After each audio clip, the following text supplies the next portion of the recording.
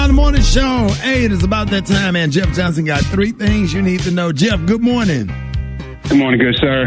Man, listen, I don't know about you, but I'm excited and terrified at the same time. Right. About where we are and what we need to do. For those of you that have been paying attention, some of this you know. For those of you that haven't, you know that, this sitting president has still not acknowledged the president-elect, despite the fact that the process has gone as it has gone since the beginning of our history. And if that wasn't bad enough, there is a process, Rick, where the General Services Administration is part of the government where obviously the president appoints people, but this body is designed to support the transition of power.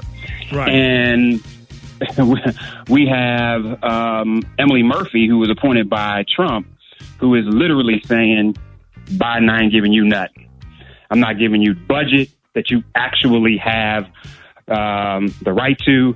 I'm not going to ensure that you get access to classified documents. Like literally the things that help a transition move along are supposed to be handled by this agency.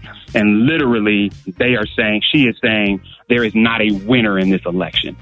And so it's going to get tight before it gets right, Rick. And it's going to be interesting to see. I think I'm hearing that the Biden campaign is potentially talking about filing, trying to take legal action there. But it'll be interesting to see what happens. You know what I think is most important right now? No, it's crazy, but it's not, right? It's crazy, but it makes perfect sense because this is who this president said he was going to be. He told us he wasn't going to go. He was not necessary. He wasn't sure if he was going to honor a peaceful transition of power. And so what he's doing right now is actually not inconsistent with what he said he was going to do. The question now is, once these votes are certified, and that, Rick, is really the demarcation point, right? Because she can do this right now. And we know, some of us are old enough to remember what happened in 2000. But once those votes are certified, then it becomes a process by which I think another level of force is going to have to be used. But Rick, I think we need to keep our eye on the ball, and the ball is in Georgia. And I don't care what anybody says. If we turn out the way we turned out in this general election, you can have Reverend Warnock, not just Reverend Warnock, but you literally can talk about having 2 Democrats in the Senate. And that will make the difference if in helping to push a Biden and Harris agenda. So if you got a couple of dollars that you can spare, push towards Fair Fight and other organizations on the ground in Georgia.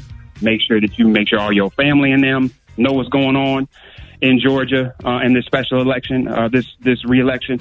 So, Rick, I know you and I are going to be talking about this. There's going to be so many people on the ground in Georgia. We got to make sure we push through any misinformation and make sure that this insanity has a real opposition.